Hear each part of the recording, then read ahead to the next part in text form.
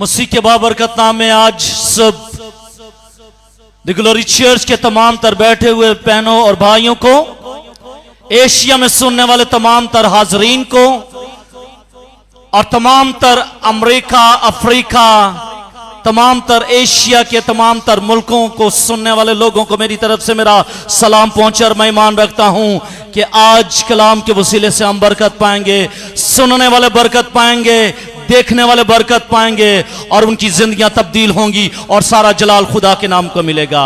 आमीन। जो देख रहे हैं वो भी कहें हाथ उठाकर आमीन, आमीन, आमीन। हालेलुया, हालेलुया, हालेलुया। मारानाथा।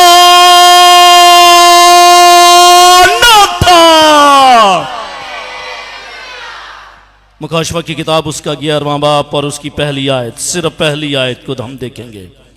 मुकाशवा की किताब उसका 11वां बाब और उसकी पहली आयत, सफा नंबर 249 पर यह वर्ष आपको मिलेगी। जिनके पास खुदा का लाखता जिंदगी बख्श और मोतबर कलाम है वो मेरे साथ निकालिएगा। मुकाशवा की किताब उसका 11वां बाब और उसकी पहली आयत, सफा नंबर ने अहदनामे में 249 पर यह वर्ष मिलेगी। जिनके पास खुदा का लाखता जिंदगी बख्श और मोतबर कलाम है वो मेरे साथ निकालिए और सुनिएगा। खुदावंद की आवाज को सम्मात फरमाइएगा। और मुझे आशा की मानिद, और मुझे आशा की मानिद एक नापने की लकड़ी दी गई और किसी ने कहा कि उठकर खुदा के मकदिस और कुर्बानगाह और उसमें के इबादत करने वालों को नाप। खुदा के पाक कलाम का पढ़ा सुना और समझा जाना हमारे लिए बाइस बरकत हो। सब कहेगा आमीन, बुलंद आवाज के साथ कहेगा आमीन, हालेलुया। मेरे अज़ीज़ों, मेरा टॉपिक है मेजरमेंट। मेरा टॉपिक है मेजरमेंट। मेजरमेंट मीन नापना। क्या नापना। ये कितने ml की बोतल है? ये 500 ml की बोतल है और इसके अंदर 500 ml का पानी डाला गया है। इसको नाप कर इसके अंदर पानी डाला गया है। एक कतरा भी इसमें ज्यादा नहीं डाला गया। मेजरमेंट की गई है, नापा गया है, तोला गया है और फिर नाप और तोल कर इसको मार्केट के अंदर भेजा गया है ताकि ये वोलना पानी जो है ये सेल हो सके। और आज मेरा टॉपिक भी यही है, मेजरमेंट, नापना। क्या क्या भाई भी बोलिएगा, भाई भी बोलिएगा, नापना। क्या मेरा टॉपिक है? नापना। और आज इस वर्ष में से हमने अपने आप को नापना है। हमने अपनी जिंदगी को नापना और तोलना है और देखना यह है कि क्या मैं इस नाप और तोल में बराबर हूं या फिर मैं कम पाया गया हूं या फिर मेरा वजन जो है वो कम है। और अगर कम है तो फिर आप ये समझ लीजिएगा कि ये पानी बिकने का नहीं है। क्योंकि अगर किसी एक शख्स को भी पता चल गया कि इस वोलना की बोतल के अंदर 500 ml का पानी नहीं है, इसके अंदर 500 ml का पानी नहीं है, तो ये मार्केट में कोई इसको बाय नहीं करेगा, कोई इसको खरीदेगा नहीं, इसको छोड़ देंगे। इसकी मार्केट जो है वो लूज पड़ जाएगी। और अगर आज आपकी जिंदगी भी इस कलाम की मेजरमेंट के बराबर ना हुई तो आप भी कम निकले अगर, तो फिर सोच लीजिएगा कि आसमान की बादशाही के आप वारिस नहीं होंगे। मेरा काम है प्रीच करना, रुलकुस का काम है आगाही देना, तब्दील करना, सोचों को, ख्यालात को, इरादों को इंसान के अपने इख्तियार में है। क्योंकि खुदा ने इंसान को फ्री विल दी है। मालूम है उसको इसमें जहर होता मैं कभी ना पीता मैं कभी ना पीता, क्योंकि मुझे मालूम है कि ये तो जहर है भाई, अगर मैं इसको पीऊंगा तो मर जाऊंगा। मेरे अज़ीज़ों, सब इंसानों को पता है कि ये गुनाह है, अगर ये गुनाह किया तो हम मर जाएंगे। इसलिए आज मेरा टॉपिक है मेजरमेंट। हमें ये याद रखना चाहिए कि 10वां बाप जो हमने स्टडी कर चुके हैं, 10वां बाप की तरह 11वां बाप जिस तरह उसके अंदर पास, उसके अंदर एक वफा हमें नजर आता है, 10वें बाप के अंदर हमें वफा नजर आता है, इसी तरह हमें 11वें बाप के भी अंदर वफा नजर आता है। और ये जारी रहेगा 15वीं आयत तक, ये वफा जारी रहेगा। जो ड्रामा, जो सीरीज, जो एपिसोड पीछे से चलता आ रहा है, उस एपिसोड को रोक दिया गया है और उस एपिसोड को रोककर एक वफा दे दिया गया है। एक एपिसोड के अंदर एक जो ट्रायल है और एक जो पास है वो दे दिया गया है कि जरा रुख को मोड़ दिया गया है तो 7वां नरसिंगा जो 7वें फरिश्ते ने फूंका था, लेकिन अब एक पास है और उस पास को हम देख रहे हैं। और ये पास जो है 11वें बाप की 15वीं आयत तक ये पास जारी रहेगा। जब 7वां नरसिंगा फूंका जाता है, 10वें बाप में हमने उसमें देखा क्या, जोरावर फरिश्ते का हाल। वो कहां पर है? एक पांव समुंदर में, दूसरा पांव और उसका दाहिना हाथ आसमान की तरफ है। उस जोरावर फरिश्ते के हाल को हमने देखा और फिर उसके बाद 7 गर्जों की आवाजों को भी सुना और उसके बाद फरिश्ते का ऐलान भी सुना और इसके बाद छोटे तुमार का हाल भी हमने उसका भी मुताला किया, जो है तो छोटा लेकिन खुला हुआ है। अब वो तुमार बंद नहीं है बल्कि वो तुमार खुला हुआ है। और उस फरिश्ते ने कहा, यूहन्ना से कहा कि इस तुमार को ले ले, इस तुमार को ले ले और खा ले।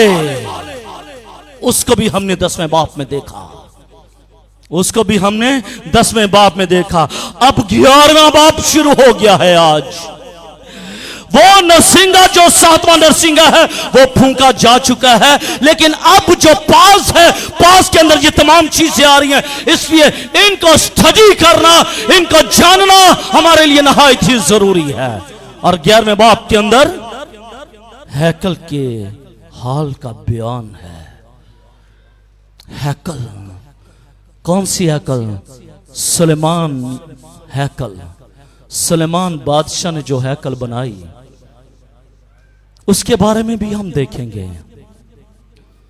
और क्या जो यूहन्ना को एक पैमाना, एक आसा दिया गया, एक लकड़ी दी गई, क्या उस लकड़ी के वसीले से यूहन्ना को उस सुलेमानी हैकल को नापने के लिए कहा गया, या फिर कोई और हैकल है जिसको नापने के लिए कहा गया? हम इसको भी देखेंगे। 11वें बाप के अंदर दूसरी चीज हम देखेंगे, 2 गवाहों का हाल भी देखेंगे कि जो 2 गवाह हैं उनका हाल भी इसी चैप्टर के अंदर हमें मिलेगा। और बाप के आखिर में मसीह की जमीनी बादशाहत का ऐलान भी हमें मिलेगा और खुदा के आसमानी मकदस का हाल भी हमें नजर आएगा। ये तमाम चीजें हमें 11वें बाप के अंदर हमें नजर आएंगी। लेकिन अभी जो आयत मैंने पढ़ी है, और मुझे आसे की मानित एक नापने की लकड़ी दी गई, आप भी बोलिएगा, और मुझे आसा की मानित एक नापने की लकड़ी दी गई। इसका मतलब है वो जो लकड़ी दी गई है उसके जरिए से नापा जाएगा। वो लकड़ी क्या है? वो है क्या? बाइबल मुकद्दस में उसका जिक्र क्या है, उसका मुकाशवा क्या है? हम पहले इसको देखेंगे और उसके बाद फिर हम नापने को देखेंगे। मेरा टॉपिक है मेजरमेंट। मेरा टॉपिक है नापना, और मैं अपने टॉपिक से कभी पीछे नहीं हटूंगा और मैं अपने टॉपिक पर ही रहूंगा। मेरे अजीजों, पहली आयत में यूहन्ना को नापने के लिए एक लकड़ी दी गई है, एक आसा दिया गया है, जिसे आसा भी कहा जाता है और जिसे लकड़ी भी कहा जाता है। यह आसा आम तौर पर छड़ी या डंडा इससे मुराद लिया जाता है। इससे डंडा या छड़ी मुराद लिया जाता है। ये आसा जो है, ये आसा जो है शाही इख्तियार को भी जाहिर करता है। ये आसा जो है ये शाही इख्तियार को भी जाहिर करता है। ये शख्सी इख्तियार को भी जाहिर करता है। ये आसा किसको जाहिर करता है? शाही इख्तियार को।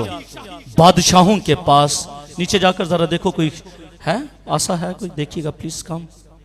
ये जो आसा है, ये आसा जो है ये शाही इख्तियार को भी जाहिर करता है और ये आसा जो है ये शख्सी इख्तियार को भी जाहिर करता है और ये वकार को भी जाहिर करता है।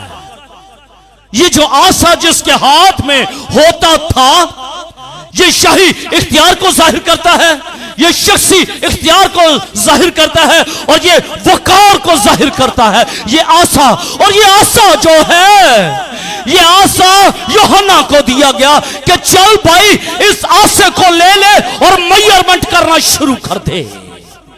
ये आसा ले ले और मेजरमेंट को करना शुरू कर दे। आसा जो है वो मुजाजी और मुरादी दोनों मायनों में इस्तेमाल होता हुआ हमें नजर आता है। दोनों मायनों में है ये आसा नहीं, लेकिन मैं आपको इसलिए दिखाना चाहता हूं ताकि आपके जहन में नक्श हो जाए। ये आसा जो है ये शाही इख्तियार को भी जाहिर करता है।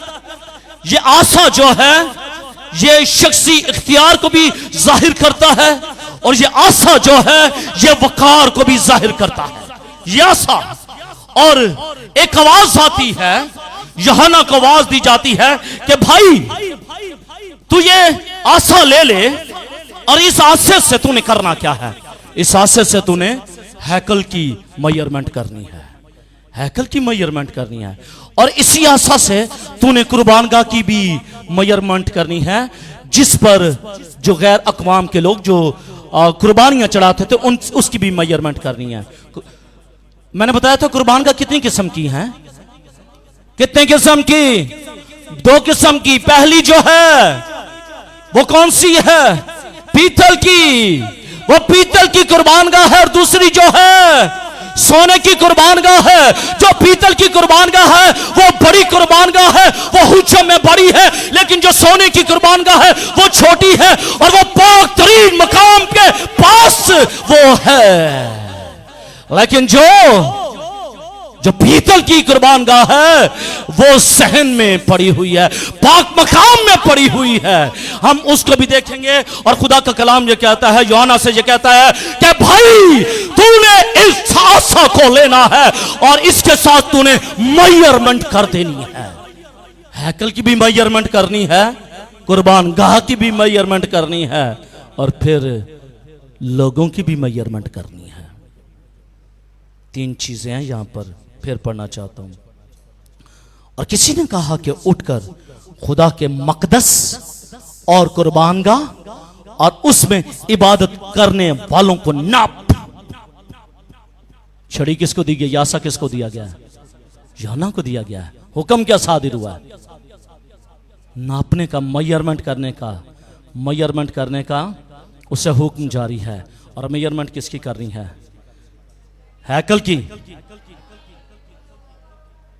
इकट्ठे बोलें। पहली बात किसकी? हैकल की। दूसरी कुर्बानगाह की। तीसरी इबादत करने वाले लोगों की मेजरमेंट करनी है। ये 3 चीजों की तूने मेजरमेंट करनी है। आसा दे दिया गया है। अब देखेंगे मेजरमेंट को, बाद में देखेंगे। पहले देखेंगे कि ये आसा क्या है। आसा जो है मिस्र का भी आसा था और इस्राएल के हाकिमों के पास भी आसा था। और यहां पर जो इक्तबास जो वर्स आपके सामने पड़ी गई है, यहां आसा से मुराद सरकंडा है। आसा से मुराद क्या है? सरकंडा। ये जो आसा दिया गया है, ये आसा जो है ये सरकंडा है। लफ्ज सुना होगा सरकंडा, ऐसा ही है, आपने सुना है लफ्ज सरकंडा। याद करिएगा बाइबल मुकद्दस में कहां पर सुना है? नाउ चलिए आगे देखते हैं। सरकंडा, सरकंडा। चले और आपको करीब कर देता हूं। न्यू टेस्टामेंट के अंदर इसका जिक्र हमें मिलता है। यीशु मसीह के हाथ में पकड़वाएगा, जोरदार तालियां बजाएगा। जब हम मत्ती की इंजील उसके 27वें बाब और उसकी 29वीं आयत को जब हम पढ़ते हैं, तो यही सरकंडा मसीह के हाथ में दे दिया गया जब उसको सलीब दिया जा रहा था, ताकि ये इस बात को जाहिर करे कि ये बादशाह है। अभी मैंने बताया है कि ये सरकंडा जो है, ये आसा जो है, ये शाही इख्तियार को जाहिर करता है। इसलिए उसके हाथ में सरकंडा दिया गया ताकि जो रोमी सिपाही थे, जो यहूदी लोग थे, वो ये कहने पर मजबूर हो जाएं, मजाक उड़ाना शुरू कर दें कि भाई ये तो बादशाहों का बादशाह है। इसलिए सरकंडा दिया गया। ये है वो सरकंडा। जब हम मत्ती की इंजील उसका 27वां बाब और उसकी 29वीं आयत को पढ़ते हैं, तो यहां पर लिखा है, और सरकंडों का और कांटों का ताज बनाकर उसके सर पर रखा, और एक सरकंडा उसके दाहिने हाथ में दिया, और उसके आगे घुटने भी टेक दिए। पहला काम कांटों का ताज पहना दिया, दूसरा काम दाहिने हाथ में सरकंडों का एक आसा भी दे दिया, तीसरा काम उसको सजदा भी किया। घुटने टेक कर उससे ठट्ठों में उड़ाने लगे कि ऐ यहूदियों के बादशाह अदाब, ऐ यहूदियों के बादशाह अदाब। इसका मतलब यह हुआ कि वो सरकंडा मसीह के दाहिने हाथ में भी दिया गया था, और वो इस बात को जाहिर करता था कि ये शाही इख्तियार है इसके पास। लेकिन वो मजाक उड़ा रहे थे, ये सरकंडे के वसीले से उसका मजाक उड़ा रहे थे। यही सरकंडा शाही इख्तियार को भी जाहिर करता है, यही सरकंडा जो है शख्सी इख्तियार को भी जाहिर करता है, और यही सरकंडा वकार को भी जाहिर करता है। लेकिन यीशु मसीह को उन्होंने वकार के तौर पर नहीं, शाही इख्तियार के तौर पर नहीं ये सरकंडा दिया, बल्कि ये सरकंडा इसलिए दिया गया ताकि रोमी सिपाही उसका मजाक उड़ा सकें, उसका मजाक उड़ा सकें, उसका मजाक उड़ा सकें, उसका मजाक उड़ा सकें, उसका मजाक उड़ा सकें। ये सरकंडा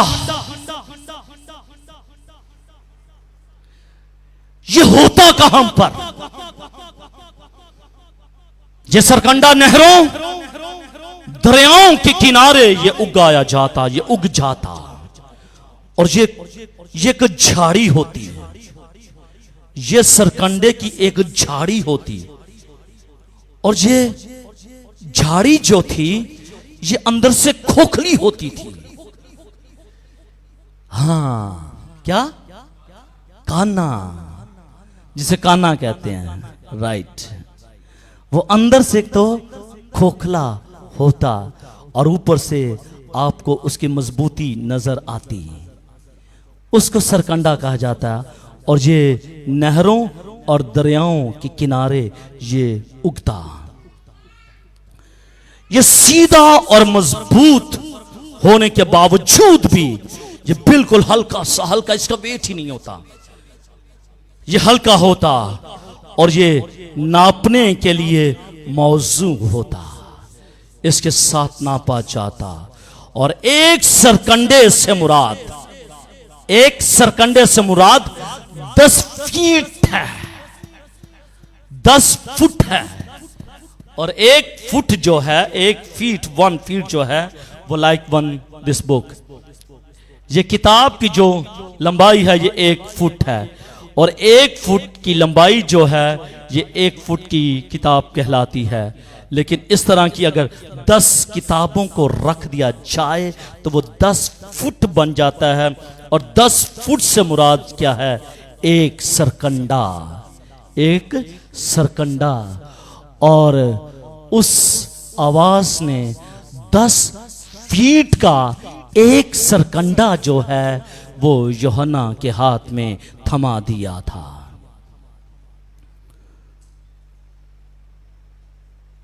और ये सरकंडा दरियाए यर्दन की वादी के अंदर बकसरत होता है, बकसरत पाया जाता है।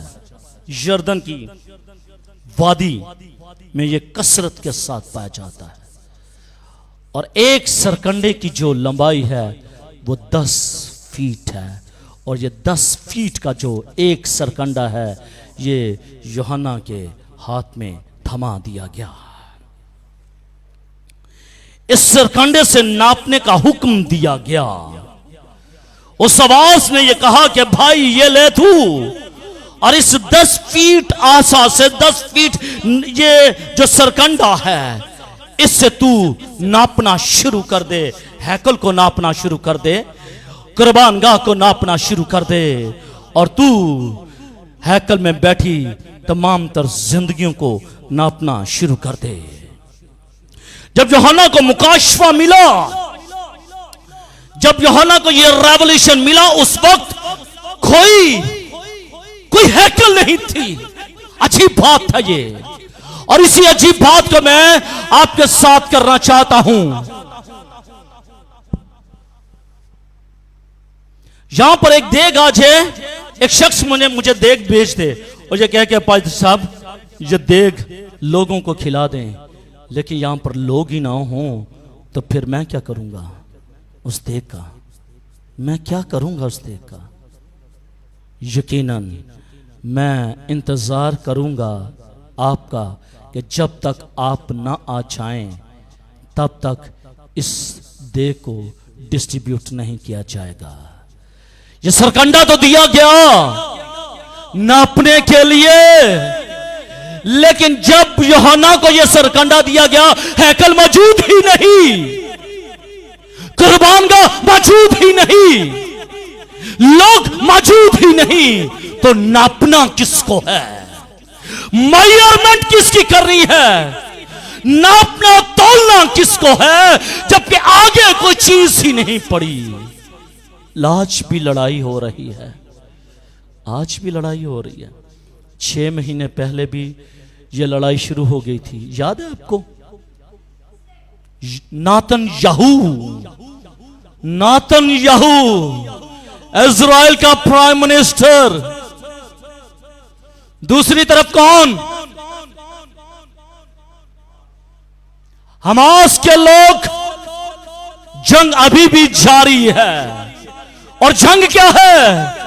नातनयाहू ये चाहता है कि मैं किसी तरीके से मैं उस जगह पर हैकल में पहुंच जाऊं, लेकिन हमास के लोग वो अटल हैं, वो आगे बढ़ने नहीं दे रहे, कोशिश करते जा रहे हैं आगे बढ़ने की, लेकिन मालूम नहीं कि कितना वक्त लगेगा उस हैकल पर पहुंचने के लिए और उसको दोबारा अपने पास लेने के लिए।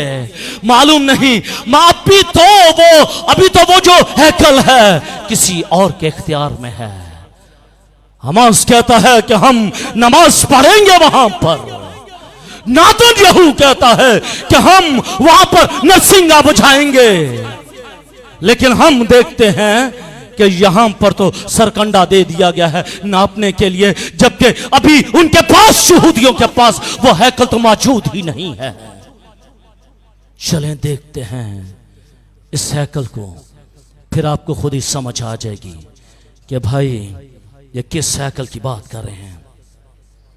क्योंकि मेरे अज़ीज़ों, उस वक्त यूहन्ना रोमी शहंशाह दोमनत के दिनों में 95 सदी में फितमस के जजीरे पर पड़ा हुआ था, कैद के अंदर पड़ा हुआ था, और ये रोया में देखता है कि उसे आसा दिया गया, उसे सरकंडा दिया गया नापने के लिए, और जबकि वो तो खुद कैद में है, कैद से तो रहाई पा जाएगा, लेकिन बाहर तो हैकल है ही नहीं।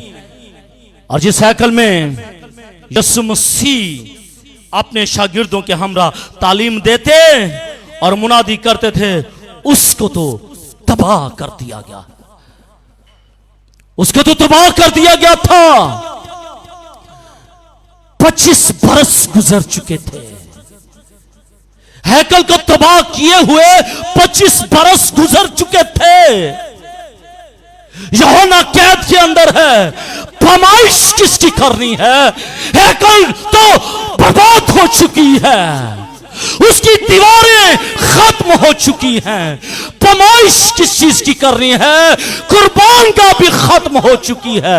लेकिन मेरे अजीजों, खुदा का कलाम यह कहता है कि आसमान और जमीन टल जाएंगे, लेकिन मेरे मुंह की बातें हरगिज नहीं टलेंगी। उसने कहा कि तू फरमाइश करेगा तो यूहन्ना यकीनन फरमाइश करेगा किसकी? पहले हम देखेंगे हैकल को। यही हैकल सुलेमान बादशाह ने जो बनाई, जिसको सुलेमानी हैकल कहा जाता है। यह हैकल 3 बार बनी और 3 बार बर्बाद हो गई। 3 बार बनी और 3 बार बर्बाद हो गई। मेजरमेंट के करीब आने लगा हूं अब। मेजरमेंट के, जो सो रहा है वो जाग जाए। मेजरमेंट के करीब आने लगा हूं। क्यों जी बहन जी? मेजरमेंट के करीब आने लगा हूं। अब सोने वाले जाग उठ, क्योंकि अब तेरी मेजरमेंट होने लगी है। अब तुझे नापा और तोला जाने वाला है। अब देखना यह है कि क्या तू उस फरमाइश में पूरा उतरता है या फिर नहीं उतरता। अब फरमाइश का वक्त है। फरमाइश का वक्त हुआ तो बुआ जी डर के तो नहीं जा रहे, भाग रहे कि अब तो फरमाइश का वक्त आ रहा है, मैं चली जाऊं। फरमाइश है, मेजरमेंट है। ओके, इसको भी दिखाएं किसका पापा कलाम सुना रहा है कल को। दुआ है मेरी, खुदा करे मेरी दुआ है मज़बा पर कि खुदा इज़राइल ख़ान को मुझसे ज़्यादा तालीम दे, क्योंकि उस वक्त आपके बच्चे बहुत पढ़ जाएंगे। तो अगर ये PhD करेगा तो आपके बच्चों के सामने खड़ा हो पाएगा, और अगर ये इसने PhD ना की तो आपके बच्चों के सामने खड़ा नहीं हो पाएगा, क्योंकि आपके बच्चे मुस्तकबिल में डॉक्टर बनने वाले हैं। आमीन। मैं फिर कहता हूँ, मुस्तकबिल में आपके बच्चे डॉक्टर बनने वाले हैं। जब लास्ट मैं अनाउंसमेंट करूँगा तो उसमें मैं बताऊँगा कि आपके बच्चों के लिए मैंने प्लान कर लिया है, बल्कि मैंने क्या, खुदा ने दरवाजे को खोल दिया है। आमीन। आपके बच्चों के लिए दरवाज़ा खुल चुका है। आपके बच्चों के लिए दरवाज़ा खुल चुका है। कल मैंने सलमानस भाई को कहा, मैंने कहा भाई जी कल ज़रूर चर्च आइएगा, आपके लिए, आपकी जनरेशन के लिए बरकत का दरवाज़ा खुलने वाला है। लेकिन मैं बताऊंगा नहीं, मैं बताऊंगा मज़बा पर, मैं मज़बा पर बताऊंगा कि आपके बच्चे के लिए दरवाज़ा खुल चुका है। आपके बच्चों के लिए भी दरवाज़ा खुल चुका है। एक खूबसूरत दरवाज़ा, एक कामिल दरवाज़ा वो खुल चुका है। आपके बच्चे डॉक्टर्स बनेंगे अब। हालेलुया। आपके बच्चों को 40 लाख 50 लाख लगाने की जरूरत नहीं होगी, क्योंकि खुदा ने आपके चर्च के लिए दरवाजे को खोल दिया है। हालेलुया। आप किसी चीज की फिक्र ना कीजिएगा, क्योंकि यहोवा खुदा ने, यहोवा यानी ने मुहैया कर दिया है, आपके बच्चों के लिए मुहैया कर दिया है। आमीन।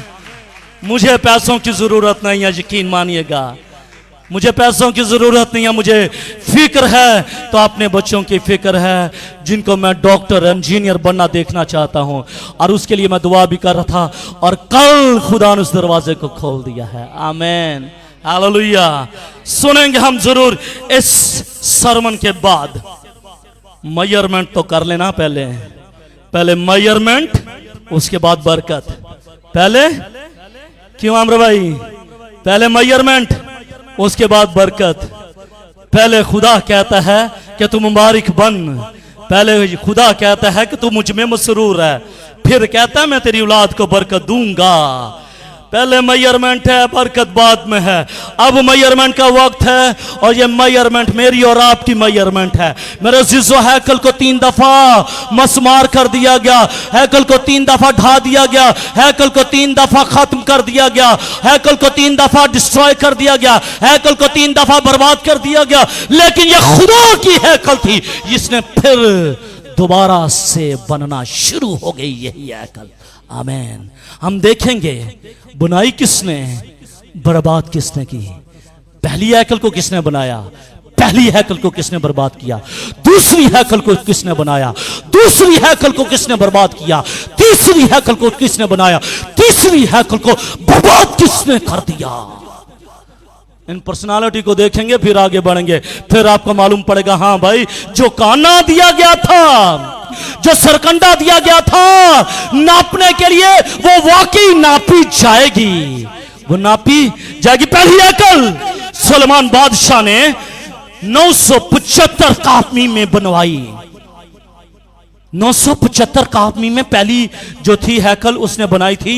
और ये जो हैकल बनाई गई, ये पूरी की पूरी जो है ये खैमा इज्तिमा के जो डिजाइन पर बनाई गई थी। खैमा इज्तिमा, खैमा इज्तिमा के बिल्कुल अकॉर्डिंग बनाई गई थी।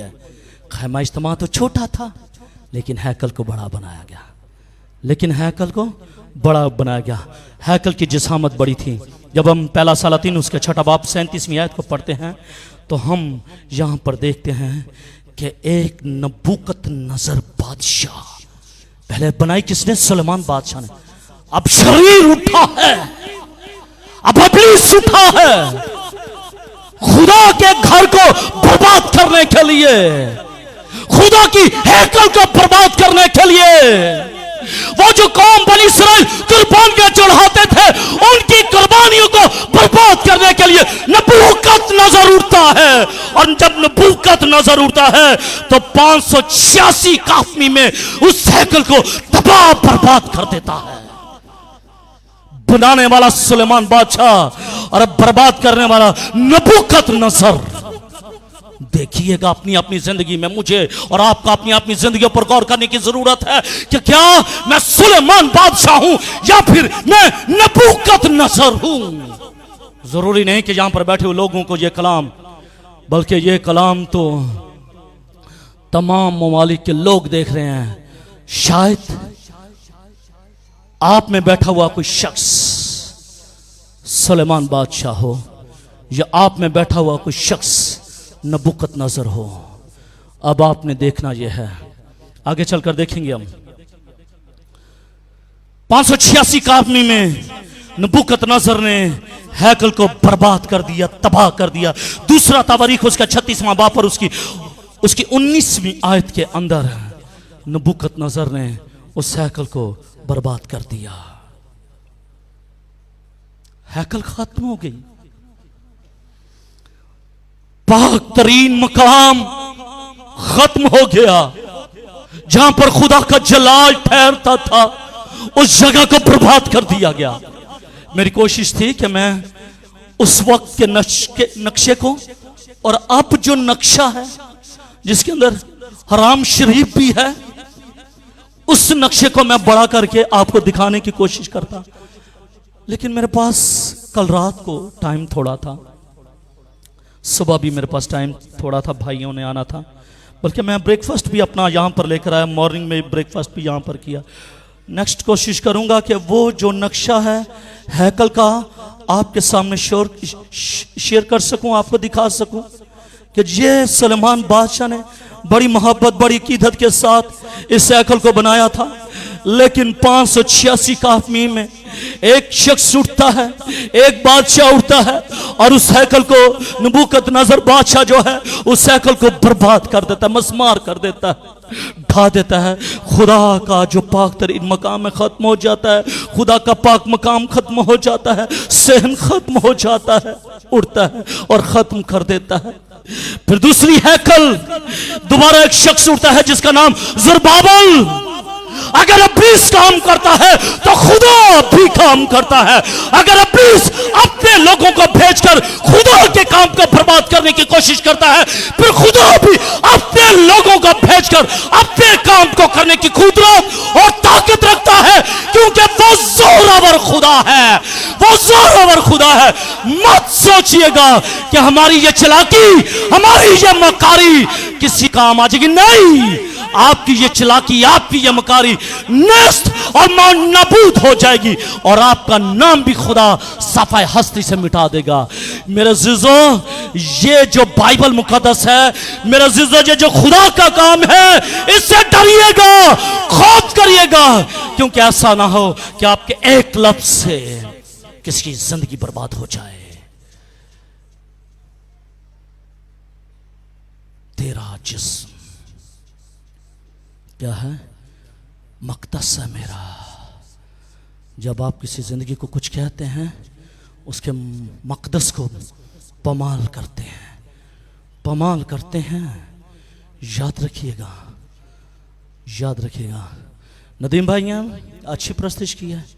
अगर मैं ये कह दूं, ओ नदीम भाई को आता है कुछ नहीं, हम पमाल कर रहे हैं, इसके अंदर जो खुदा का रूह काम कर रहा है उसको पमाल कर रहे हैं। मेरे अज़ीज़ों, दूसरी हैकल को फिर तामीर करने के लिए खुदा ने इरादा किया, खुदा ने इरादा किया और खुदा ने ज़ुरबाबिल को, और ज़ुरबाबिल के साथ खुदा ने यशवा को भेज दिया, यशवा को भेज दिया, यशवा को भेजा, ज़ुरबाबिल को भेजा खुदा ने। और खुदा ने असीरी के बाद 538 काफमी में दोबारा इसको बनाना शुरू कर दिया। ज़ुरबाबिल ने और यशवा ने असीरी के बाद इस हैकल की दोबारा तामीर की 538 काफमी में। लेकिन फिर एक शरीर शख्स, फिर एक खुदा का खौफ ना रखने वाला शख्स वो उठता है। ये यूनानी बादशाह है जिसको एंटिओकस एपिफेनस कहा जाता है। उसने 158 काफमी में फिर हैकल को तबाह बर्बाद कर दिया। खुदा अपनी हैकल को तामीर करता है और इब्लीस हैकल को डिस्ट्रॉय करता है, तबाह करता है। किसका नाम गाड़ा जाएगा? किसका नाम? यहोवा नसीह का नाम। यहोवा नसीह का नाम वही कायम रहेगा। कलाम कहता है कि आसमान और ज़मीन टल जाएंगे, सब कुछ टल जाएगा, लेकिन खुदा का तख्त कभी नहीं टलेगा। ज़ुरबाबिल ने और यशवा ने फिर हिम्मत का बांधा और उन्होंने कहा, हम खुदा के काम की गैरत रखते हैं, हम ये काम करेंगे। और उन्होंने काम शुरू कर दिया और दूसरी दफा हैकल को तामीर कर दिया। फिर मेरे अज़ीज़ों, जब इसने एपिफेनस ने 168 काफमी में इस हैकल को तबाह किया, तो फिर एक और बादशाह उठा जिसका नाम हेरोदिस बादशाह उठा और उसने 86 सालों के अंदर इस हैकल को दोबारा बनाना शुरू कर दिया। 86 साल। He spent a lot of time. He spent 46 years to establish this synagogue. उसने 86 साल एक लंबा दुरानिया उसने खर्च किया और फिर इस हैकल को बनाना शुरू कर दिया। यानी 17 काफमीम से 30 काफमीम तक इसने इस हैकल को बनाया। और उसके बाद रोमी हाकिम फिर अबीस उठा और रोमी हाकिम तीतुस ने 70 काफमीम में इस हैकल को फिर बर्बाद कर दिया। 3 दफा इस हैकल को बनाया गया और इब्लीस आया और उसने इन 3 दफा उस हैकल को उसने खत्म कर दिया, मस्मार कर दिया, ढा दिया, डिस्ट्रॉय कर दिया, तबाह बर्बाद कर दिया। 3 लोग उठे और उन्होंने हैकल को बनाया। 3 लोग उठे, हैकल को बर्बाद कर दिया। अब देखना यह है, आप किन में से हैं? आप किन में से हैं? हैकलों को बनाने वाले या हैकलों को मस्मार करने वाले हैं? आप कौन है? मेरे अज़ीज़ों, आज भी बहुत से ऐसे लोग हैं जो नबूकदनेस्सर की तरह हैं। आज भी बहुत सारे लोग ऐसे हैं जो एपिफेनस की तरह हैं। आज भी बहुत सारे लोग हाकिम तीतुस की तरह हैं जो खुदा के घर को, खुदा के काम को डिस्ट्रॉय करने की कोशिश करते हैं। उनकी यह कोशिश होती है कि किसी तरह इस काम को बर्बाद कर दिया जाए और हमारा नाम बुलंद किया जाए। देखिएगा कि क्या मैं उनमें से तो नहीं हूं, क्योंकि मेरे शिशु, उनके नाम तो मिट गए, उनके नाम खत्म हो गए, हैकल भी गई, लेकिन आज भी उनको इन्हीं लफ्ज़ों से जारी किया जाता है कि उन्होंने खुदा के काम को बर्बाद किया है। आज भी बहुत सारे लोग ऐसे हैं जो खुदा के काम को बर्बाद करने की कोशिश करते हैं। Now you have to give a time, खुदा ने आपको वक्त दिया है कि you have to turn back your mental approach.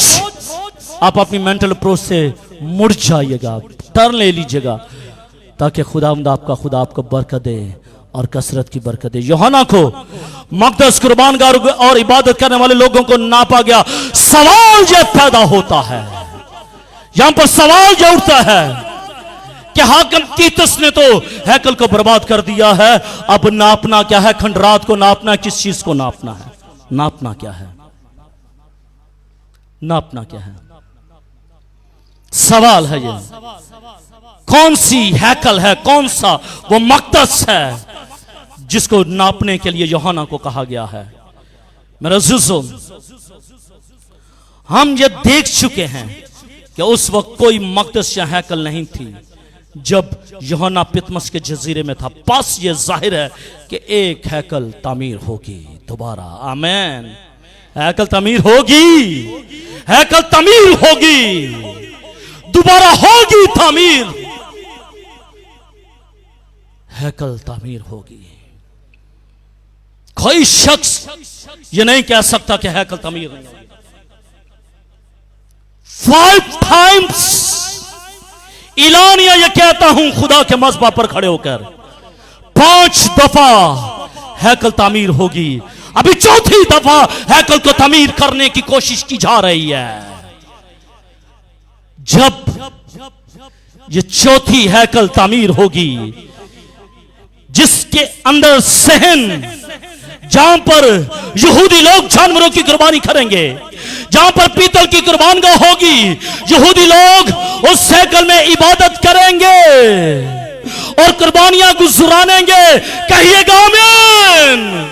यहूदी लोगों के लिए वो हैकल तामीर होगी, यहूदियों के लिए पीतल की कुर्बानगाह तामीर होगी, यहूदियों के लिए जानवरों की कुर्बानियां देने के लिए कुर्बानगाह तामीर होगी, और यहूदियों के लिए इबादत करने के लिए वो कुर्बानगाह तामीर होगी। ये जरूर होगा, लेकिन मेरे अज़ीज़ों, ये यहूदियों के लिए एक बहुत बड़ा फंदा हो जाएगी। यहूदियों के लिए एक बड़ा फंदा हो जाएगी। हैकल तो तामीर हो जाएगी, यहूदियों के लिए फंदा हो जाएगी। इस हैकल की तामीर का काम कब शुरू होगा? जब रैप्चर हो जाएगा। एक छोड़ दी जाएगी, दूसरी ले ली जाएगी। खेत में एक काम करता होगा, वो ले लिया जाएगा, दूसरा छोड़ दिया जाएगा। जब रैप्चर हो जाएगा, जब कलीसिया उठा ली जाएगी, उसके बाद एक नया दौर शुरू होगा, और जिसको कौन सा दौर कहा जाता है? मुसीबत का दौर। क्या कहा जाता है? मुसीबत का दौर। और वो दौर कितने साल का होगा? 7 साल का। ओके, कलाम ये कहता है कि 7 साल ये जो दौर होगा, उस दौर के अंदर ये हैकल को तामीर किया जाएगा। और उसका जो उस 7 साल दौर का जो पहला निस्फ हफ्ता होगा, पहला निस्फ हफ्ते में ये हैकल को तामीर किया जाएगा। यहूदी बहुत जल्द आने वाली यूरोपियन जो है डिक्टेटर्स के साथ मिलकर 7 साल एक सुलह का अहद बांधेंगे। सुलह का अहद बांधा जाएगा। दानियल की किताब उसका नामा बाप और उसकी 27वीं आयत के अंदर यह है एक सुलह का अहद बांधा जाएगा जो उसको वस्त एशिया में अमन पैदा करने की गर्ज से हैकल बनवा कर देगा। सुलह का अहद होगा, अहद के वसीले से हैकल तामीर की जाएगी और बनी इस्राएल के लिए अहद, ये कॉवेनेंट, ये दोस्ती, ये एक मौत का फंदा बन जाएगी। ये कॉवेनेंट कौम बनी इस्राएल के लिए मौत के दरवाजों को खोल देगी। अपनी हिकमत, अपनी दलाई के वसीले से वो सुलह तो करेंगे, रिकॉन्सिलिएशन करेंगे तो सही, अमन तो पैदा करने की कोशिश करेंगे और हैकल को तामीर भी करने की कोशिश करेंगे। लेकिन एक फंदा जरूर बन जाएगा इज़राइल के लिए, और जिसका जिक्र हमें यशायाह उसके 28वें बाब और उसकी 15वीं आयत में किया गया है कि हैकल की तामीर के बाद शरीयत के मुताबिक इबादत शुरू हो जाएगी, जानवरों की कुर्बानियां भी शुरू हो जाएंगी। यहूदी लोग अपने फेस्टिवल को भी सेलिब्रेट करेंगे, 7 ईदों को वो सेलिब्रेट करेंगे, अमन पैदा हो जाएगा, हैकल बन जाएगी, दुआएं शुरू हो जाएंगी और कुर्बानियां जानवरों की शुरू हो जाएंगी। ये सारे का सारा काम होगा। लेकिन यशायाह इसके बारे में प्रोफेसी करता है और वो प्रोफेसी ये करता है 28वें बाब की 15वीं आयत में कि उस हैकल में जिसको तामीर किया जाएगा उसके अंदर एक मकरूह चीज को गाड़ दिया जाएगा। ओह माय गॉड, मकरूह चीज को गाड़ दिया जाएगा। यह है वो फंदा जिसके बारे में यीशु मसीह ने भी साइन का पेश किया कि जब आखिरी वक्त आएगा तो ये साइन होंगे, सूरज अपनी रोशनी देना बंद कर देगा और मेरी हैकल में मकरूह चीज का गाढ़ा जाना जरूर होगा। यहूदी लोग तो अपने लिए फायदा सोचेंगे, यहूदी लोग तो अपने लिए फायदा सोचेंगे, लेकिन ये फायदा उनके लिए मौत का बाइस बन जाएगा। क्यों मेरे रब सो तो नहीं रहे? ये जो अहद है, ये जो कॉवेनेंट है, ये जो प्रॉमिस है, ये जो सुलह है, ये उनके लिए मौत का पैगाम लेकर आएगी। ईदें भी होंगी, सेलिब्रेशन भी होगा, दुआएं भी होंगी, कुर्बानियां भी होंगी, इबादतें भी होंगी, शरीयत भी होगा, लेकिन मुसीबत के जमाने में उसी तरह शुरू हो जाएंगी जिस तरह 2000 साल पहले शुरू थी। लेकिन मालूम नहीं था, मालूम नहीं है कि फिर उन्हीं के हैकल में एक मकरूह चीज को गाड़ दिया जाएगा। ये कोई नई पेशगोई नहीं है, बल्कि पुराने अहद नामों में इसके बारे में कई पेशगोइयां पहले ही मौजूद हैं। खुदावंद मसीह ने भी इसी बनने वाली हैकल के बारे में कहा, बस जब तुम उजाड़ने वाली मकरूह चीज को, जिसका जिक्र दानियल नबी की मार्फत हुआ, मुकद्दस मुकाम में खड़ा हुआ, देखो मुकद्दस मकाम, पाक तरीन मकाम में वो उस मकरूह चीज को गाड़ दिया जाएगा, नस्ब कर दिया जाएगा, इंस्टॉलेशन हो जाएगी उस मकरूह चीज की। अब सोचिएगा, सामने यहूदी हैं, मकरूह चीज सामने है, क्या करेंगे? जिंदा खुदा की इबादत करेंगे या उस मकरूह चीज की इबादत करेंगे?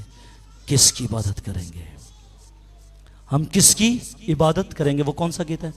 हम फैसला कर लो, फैसला कर लो, हम किसकी इबादत करेंगे?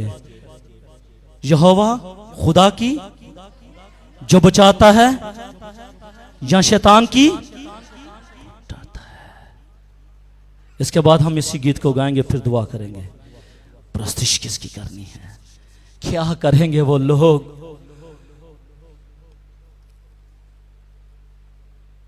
पिछले दिनों में टाइटैनिक को देखने के लिए बाप और बेटे ने खरबों रुपया खर्च कर दिया, सबमरीन को बनाया कि हम देखे जाके टाइटैनिक के जहाज को कि कितना उसके ऊपर जो है वो जंग लग गया, जरा देखने तो जाएं। इतना पैसा खर्च किया, पैसा खर्च करके मौत को खरीद लिया उन्होंने। बुजुर्गात, हम खुद अपने हाथों से अपनी मौत को, अपने बच्चों की मौत को खरीद लेते हैं। जिस तरह उस शख्स ने अपने लिए मौत को खरीद लिया और अपने बेटे के लिए मौत को खरीद लिया और सबमरीन में बैठकर वो चला गया ताकि उसके जंग को देख सके। भाई वो तो चला गया है, टाइटैनिक का जहाज तो बर्बाद हो गया, जाने दो उसको, तू क्यों इतना बड़ा रिस्क ले रहा है। यहूदी लोग भी यही करेंगे, सब कुछ अपने हाथों से करेंगे, लेकिन उनको मालूम ही नहीं था, मालूम ही नहीं कि एक मकरूह चीज का उनकी हैकल में गाड़ा जाना जरूर है। और पौलुस रसूल भी इसी हैकल की तरफ इशारा करता है, चौथी हैकल की तरफ। कौन सी चौथी हैकल की तरफ इशारा करता है, जब वो लिखता है कि यहां तक कि वो खुदावंद के मकदस में बैठकर अपने आप को खुदा जाहिर करता है। पौलुस रसूल भी ये कह रहा है कि भाई वो मकरूह चीज जो है, जब वो गाड़ी जाएगी तो वो अपने आप को लॉर्ड कहेगी, गॉड कहेगी, मैं खुदा हूं। क्या करेंगे यहूदी, उन्होंने तो खुदा, जिंदा खुदा के करिश्मात को देखा है, उन्होंने तो बैरे कुलसम को चीरते हुए देखा है, उन्होंने तो बियाबान में मन बरसते हुए देखा है, उन्होंने तो मिस्र की गुलामी से निकलते हुए देखा है।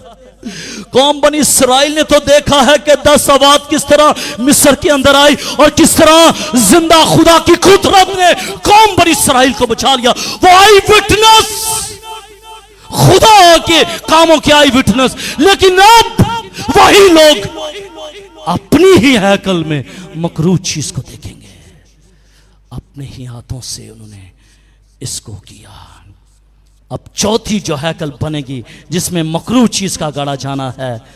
अब खुदा ये कहता है, अपने टॉपिक की तरफ आऊंगा, मेजरमेंट की तरफ। अब खुदा यूहन्ना से कहता है कि अब तूने उसकी मेजरमेंट को करना है, चौथी हैकल की मेजरमेंट को करना है। आमीन। उस हैकल की मेजरमेंट को करना है जिस हैकल को सुलेमानी बादशाह ने बनाया था। उस हैकल की तूने मेजरमेंट करनी है जो चौथे वक्त में बनाई जाएगी। उसकी मेजरमेंट के लिए उसको काना, उसके लिए उसको आसा दिया गया, उसके लिए उसको सरकंडा 10 फीट का सरकंडा दिया गया कि भाई अब तूने उसको जाकर नापना है। किसको? हैकल को नापना है। अब हैकल के बाद दूसरी चीज जो है वो कुर्बानगाह को नापना। क्या है?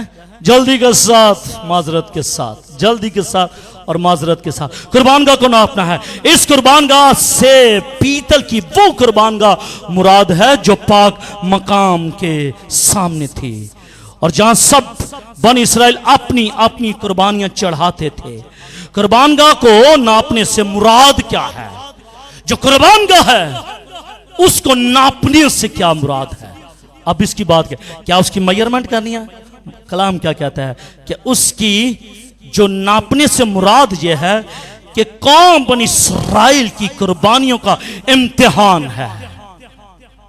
जो कौम बनी इसराइल चौथी कुर्बानगाह के अंदर, चौथी कुर्बानगाह के ऊपर, उस कुर्बानगाह पर वो कुर्बानियां लेकर आएंगे, भाई उसकी तूने मेजरमेंट करनी है, उन कुर्बानियों का इम्तिहान करना है, उन कुर्बानियों को एग्जाम करना है। जिस तरह सरदार कायन करता था, जिस कुर्बानी को लाया जाता था उसकी उस बकरे की आंखों को देखा जाता था, उसकी हड्डियों को चेक किया जाता था, उसके खस्सियों को चेक किया जाता था। चेक करने के बाद फिर उसको कुर्बानगाह के ऊपर लाया जाता था, फिर वो कुर्बानी के लिए तैयार होता था। हाँ भाई इसको ले आओ, इसकी कुर्बानी करो। और यही खुदा, यही वो फरिश्ता यूहन्ना से कहता है कि इस आशा को ले ले और उन कुर्बानियों की मेजरमेंट कर जो कौम बनी इसराइल ने मुसीबत के दौर के अंदर उन कुर्बानियों को लेकर चौथी हैकल में आना है, उनकी भी मेजरमेंट कर। ड्यूटी किसकी है? ड्यूटी किसको मिली है? यूहन्ना को मिली है। मेरे अज़ीज़ों, अगर आज आप कोई कुर्बानी खुदा के हुजूर में लाते हैं, उसकी मेजरमेंट है। अगर आप खुदा के घर में कोई शुक्रगुजारी लाते हैं तो उसकी मेजरमेंट होती है, मेजरमेंट होती है। और मेजरमेंट का पैमाना क्या है ये भी बता दूं। वो पैमाना आसा या सरकंडा नहीं, बल्कि वो पैमाना आपका दिल होगा। कलाम मुकद्दस में क्या लिखा है? खुदा खुशी से देने वालों को खुश रखता है, अजीज रखता है। इसका मतलब यह है कि जो कुर्बानी आप लेकर आए हैं, क्या वो खुशी से लेकर आए हैं या फिर मजबूरी से लेकर आए हैं? वो कुर्बानी खुशी से लेकर आए हैं या फिर मजबूरी से लेकर आए हैं? आप अपने घर में तो मजबूरियां कर सकते हैं, रख सकते हैं, लेकिन मेरे अज़ीज़ों, जब खुदा के घर की बारी आए तो खुशी से कुर्बानी लाया करें, खुशी से कुर्बानी, क्योंकि आपकी कुर्बानी की मेजरमेंट होगी, आपकी कुर्बानी की मेजरमेंट होगी। कलाम ये कहता है, कलाम मुकद्दस में ये लिखा है कि वो मेजरमेंट करता है। खुदा फरमाता है, तुम्हारे ज़बियों की कसरत से मुझे क्या काम है? मैं मेंढों की सोखनी कुर्बानियों से फरबा बछड़ों की चर्बी से बेजार हूं, और बैलों और बकरों के खून में मेरी कोई खुशनुदी नहीं है। भाई, कि तुम भेड़ बकरियां लेकर आए, मुझे तो तेरा दिल चाहिए। क्या ये जो कुर्बानी तो लेकर आ रहा है, बेशक ये 1 लाख की है, बेशक 2 करोड़ की है, क्या ये जो तू कुर्बानी लेकर आया, क्या ये तेरे दिल के अंदर खुशी है कि नहीं है? अगर तू खुशी के साथ लेकर आया है, ये कबूल है। और अगर खुशी के साथ नहीं आया, मजबूरी के तहत लेकर आया, तो फिर समझ ले तेरी उस कुर्बानी की मेजरमेंट हो रही है, तेरी उस कुर्बानी की मेजरमेंट हो रही है। अब मेरे अज़ीज़ों, इस बात को याद रखिएगा कि आप खुदा के घर में कुछ भी लेकर आए, कुछ भी लेकर आए, वो खुशी से लेकर आए, वो खुशी से लेकर आए। अगर आप इस कार्ड में 100 रुपया लेकर आते हैं तो खुशी के साथ लेकर आए। अगर आप इस कार्ड में 1 लाख रुपया लेकर आते हैं, खुशी के साथ नहीं लेकर आते, मत लेकर आइएगा, क्योंकि खुदा ने तो अपने घर का खूबसूरत इंतज़ाम करना ही है। वो आपके 1 लाख से नहीं करेगा, वो आपके 1 लाख से नहीं होगा, वो खुदावन जिसका नाम यहोवा यरी है वो मुहैया करेगा। वो भेज देगा अपनी कुम्मक को, वो भेज देगा अपने फरिश्तों को, वो भेज देगा अपने लोगों को कि जाओ उस जगह पर चला जा। वो तो इंसानों को किया, वो तो कौवों को भेज देता है कि जाओ करीब के नाले पर चला जाओ, गोश्त के टुकड़ों को लेकर चला जा, और मेरा खादिम उस जगह पर मौजूद है, शेयर कर दे उस मेरे खादिम को। कौवों को भेज देता है। मत सोचिएगा कि आपका दिया हुआ पैसा जो है वो खुदा के काम के लिए बड़ी बात है। ना, आप दे या ना दे, खुदा अपने काम को करने के लिए कौवों को भी भेज देगा। और ये सच और हकीकत है, इस बात से डिनाई ना कीजिएगा और इस बात को मजाक में भी ना उड़ाइएगा कि ये कैसे हो सकता है। God do each and everything for himself। खुदा अपने काम को करने के लिए वो सब कुछ कर सकता है, हाँ कर सकता है। आप दें या ना दें, खुदा कर देता है, खुदा कर देता है, खुदा कर देता है। कुर्बानियां लेकर आएंगे, नापा जाएगा, तोला जाएगा, फिर कुर्बानियां मंजूर नज़र होंगी। आज हमने भी देखना है कि हमारी कुर्बानियां भी मंजूर नज़र हैं या नहीं हैं। खुदावंद देखना चाहता है कि क्या अब बनी इस्राइल ऐसी कुर्बानियां चढ़ाते हैं जिनमें खुशनुदी है या नहीं है। 70 ईस्वी में यरूशलेम और हैकल बर्बाद कर दिए गए, इसलिए साथ ही कुर्बानियां भी बंद हो गई थी, क्योंकि हैकल खत्म हो गई थी। और 1940 बरस से यहूदियों ने खुदा के हुजूर में कोई कुर्बानी नहीं चढ़ाई। 1940 साल बीत चुके हैं, यहूदियों ने अभी तक कोई कुर्बानी नहीं चढ़ाई। अब देखना यह है कि आपने कितने साल, कितने महीने, कितने हफ्ते, कितने दिन गुजार दिए हैं खुदा के हुजूर में कुर्बानी नहीं चढ़ाई। खुदा का कलाम ये कहता है कि 70 साल बीत चुके हैं। 70 ईस्वी में जब यरूशलेम बर्बाद हुआ और हैकल बर्बाद हुई, फिर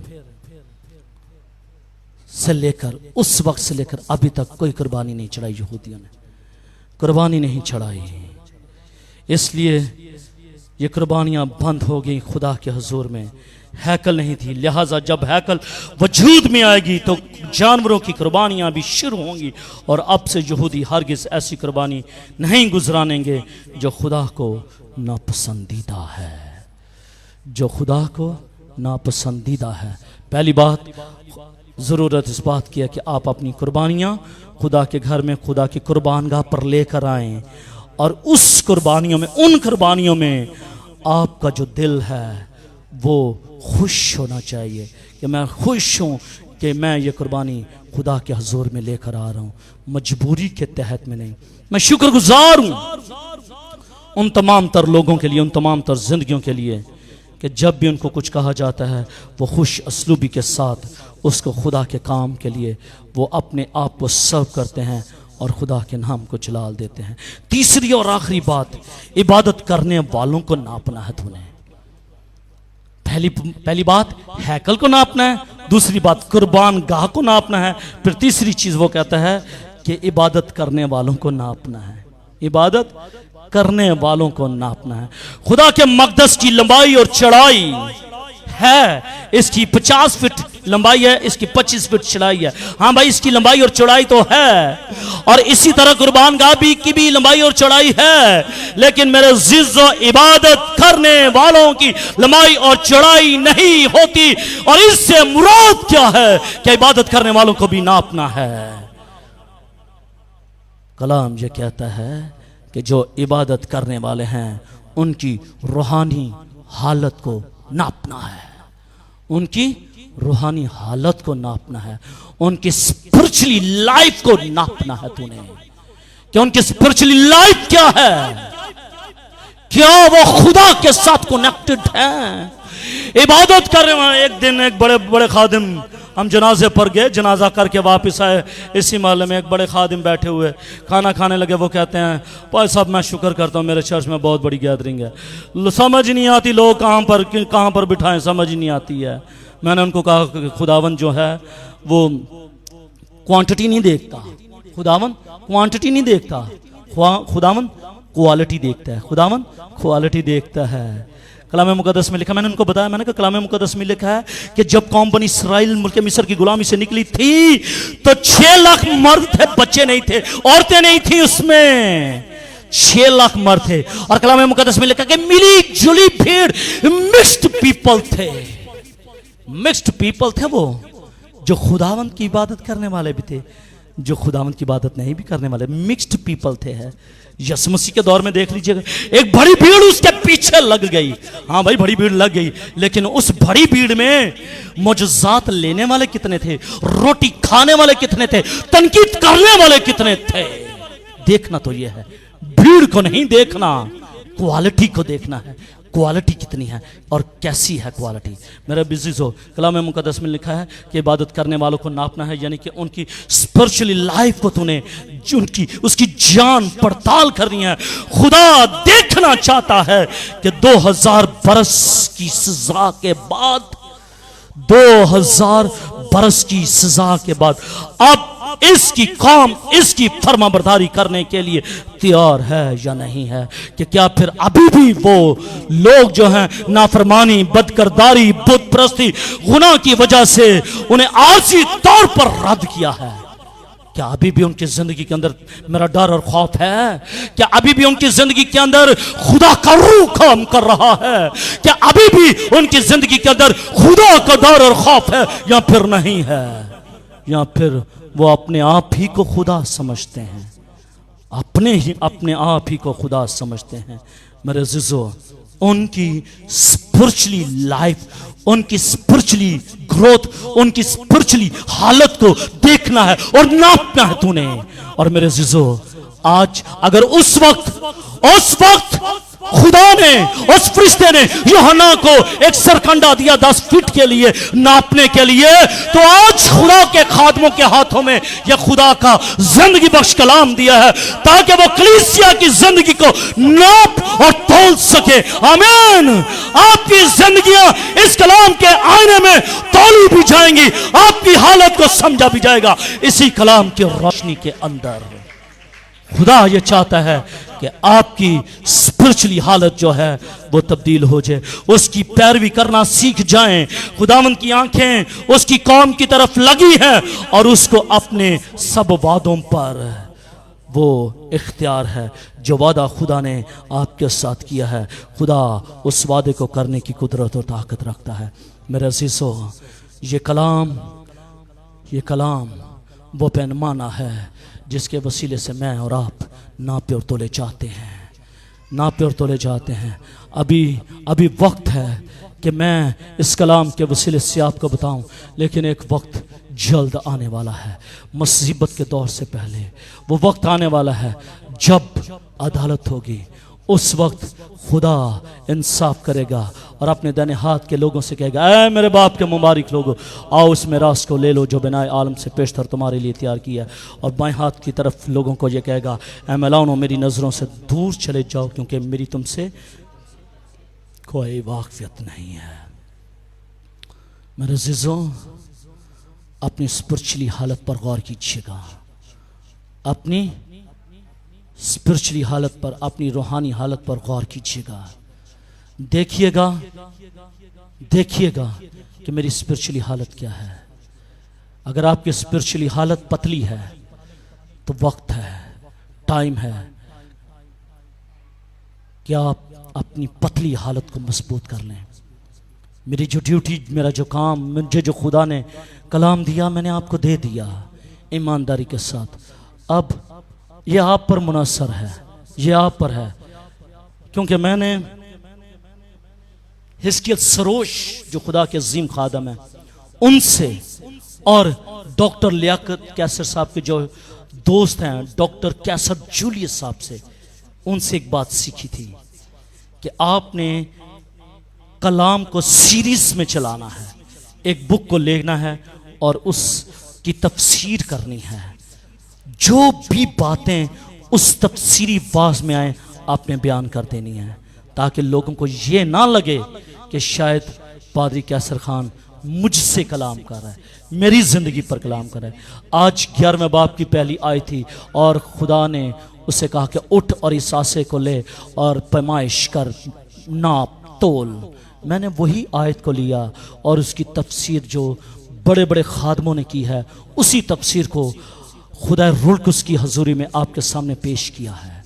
और मैं ईमान रखता हूँ कि अगर इससे पहले आपकी ज़िंदगी पर खुदा ने ठोकर नहीं लगाई तो इस कलाम के वसीले से खुदा ठोकर लगाए, ताकि खुदावंद आपकी जो बदतर ज़िंदगी है वो स्पिरिचुअली ज़िंदगी हो हालत में आ जाए। आपकी कमज़ोरियाँ हैं वो यीशु मसीह के नाम के वसीले से जाती रहें। आपकी जो नादानियाँ हैं वो यीशु मसीह के नाम के वसीले से जाती रहें। आपकी जो दूरी है वो यीशु मसीह के नाम के वसीले से जाती रहे। आप जो कुर्बानियाँ नहीं चढ़ाते, आप उस कुर्बानी के वसीले से खुदावंद अपने खुदा को खुश करें और खुदावंद के नाम को इज्जत और जलाल दे। खुदावंद आपको ऐसा करने का फजल अता करे। आमीन। आए मेरे अज़ीज़ों, अपनी आंखों को बंद कीजिएगा, अपने सरों को झुकाइएगा और इस कलाम के लिए हम दुआ मांगेंगे।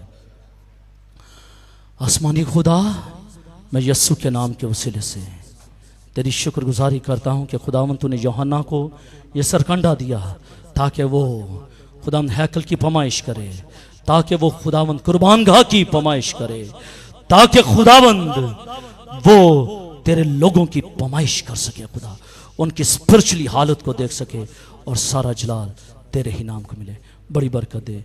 ये सब कुछ मांग लेते हैं तेरे अब्दी जलाली बाबरकत और पुरुष नाम के वसीले से। आमीन।